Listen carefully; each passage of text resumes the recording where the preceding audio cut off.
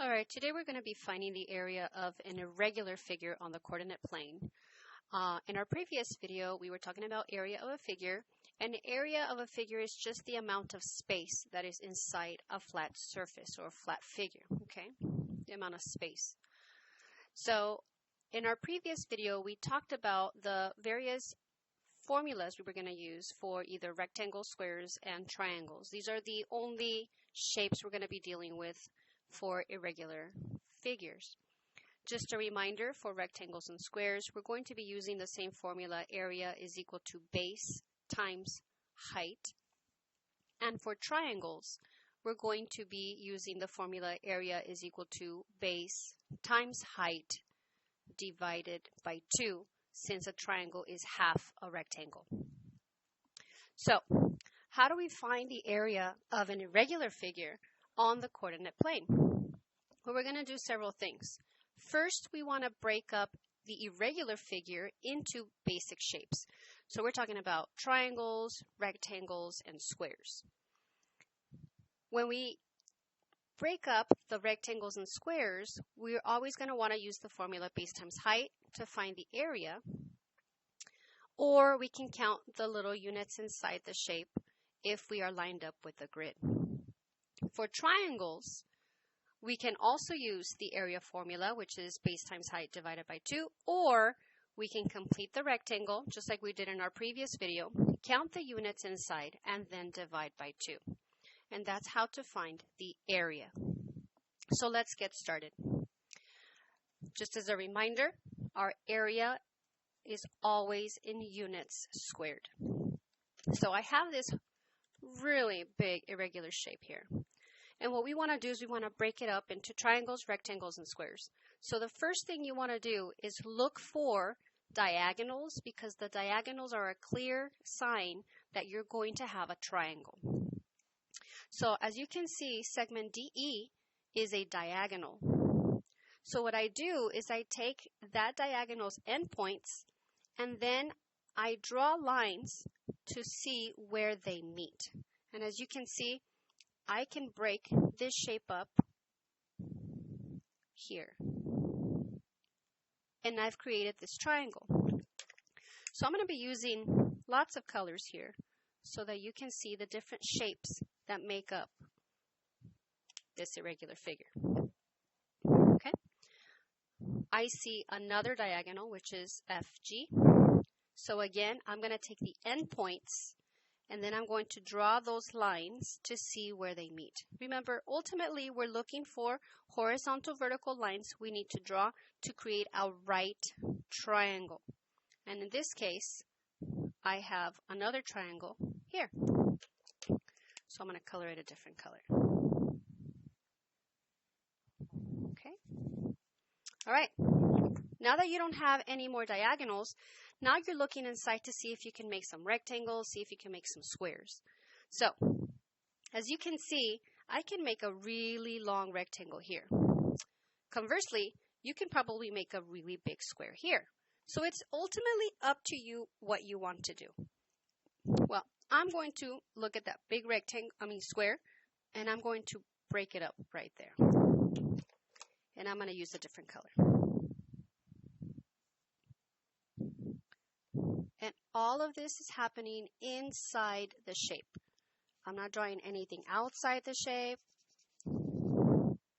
Remember, we're trying to find out how much space this figure is taking up. Now notice I have another square up here, so I'm going to give it a different color. Let's give it green.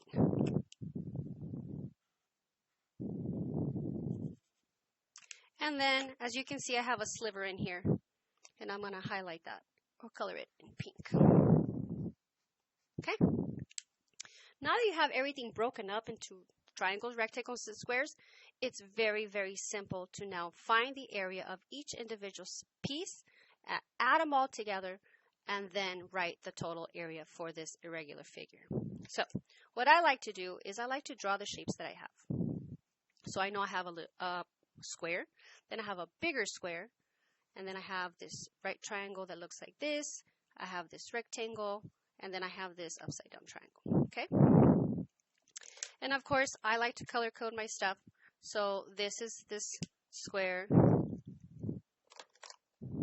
This is the big square. Okay? And believe me, using colors for this activity is very useful because you can really see how you've broken your shapes up.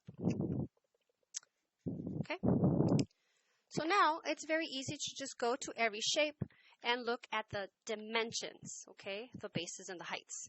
So I'm going to go to my green square here, and it looks like it is 3 units tall and 3 units wide. So the base is 3 and the height is 3. For this one, same idea. I'm going to count 1, 2, 3, 4, 5. And then 1, 2, 3, 4, 5. Now for my triangle here, my base is 1, 2, 3, 4. And my height is 1, 2, 3. For my rectangle, pink, 1, 2, 3, 4 is the base, and my height is 1. And for my orange triangle, the base, it's upside down, remember. I never count diagonals as bases, at least in this situation.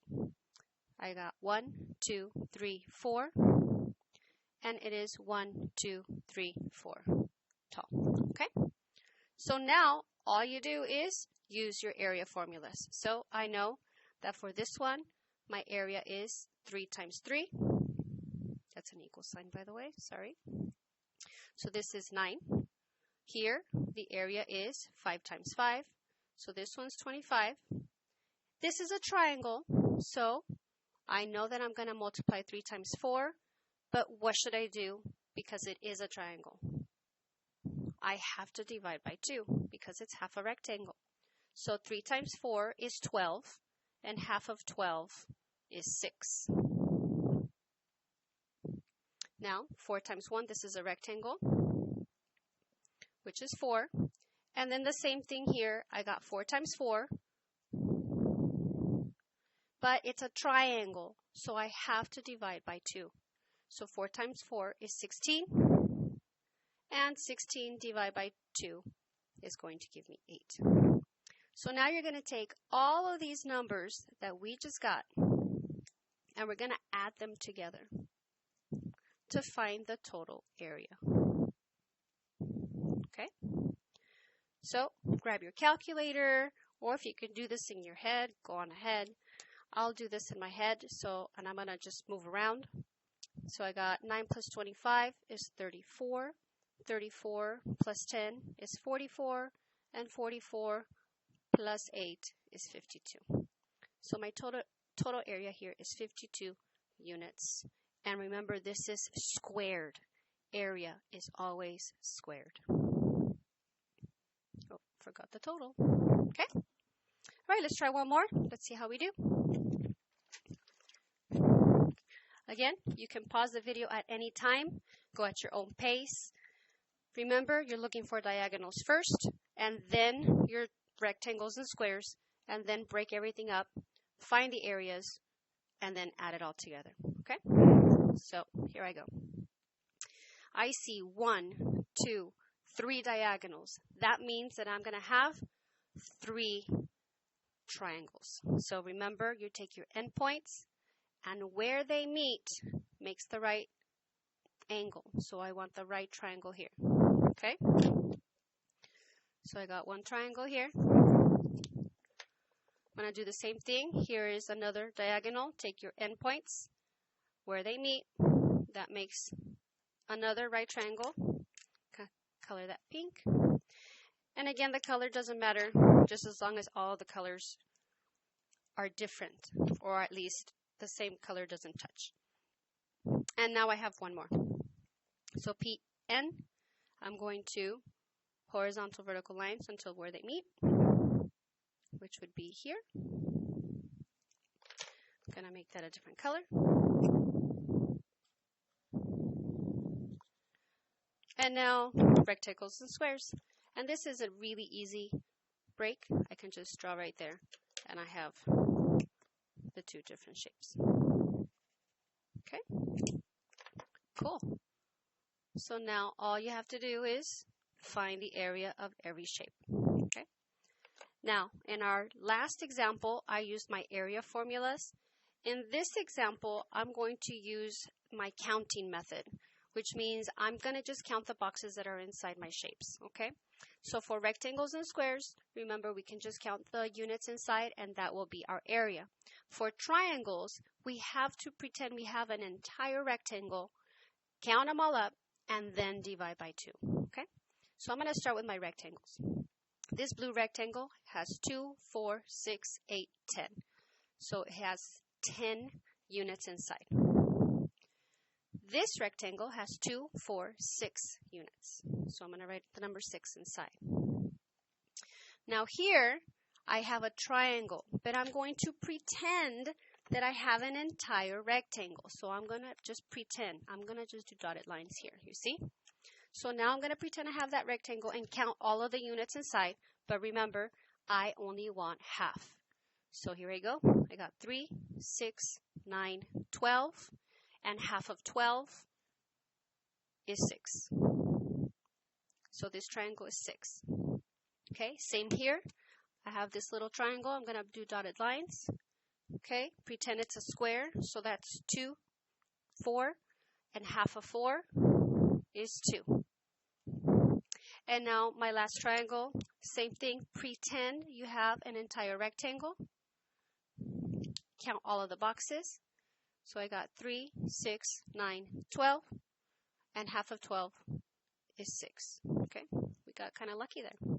And now all you have to do is add all of those areas up. So I got 10 plus 6 plus 6 plus 6 plus 2. If you need a calculator, go on ahead and take care of that. I'm going to do this with mental math. So I know this is 18. Plus 2 is 20, plus 10 is 30. So my total area is 30 units. And what else do I need to include? The squared.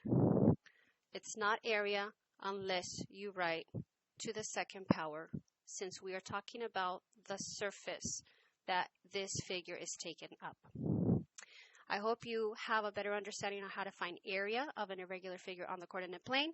I give you 2 methods. It's up to you which one you want to use in the future. Until next time.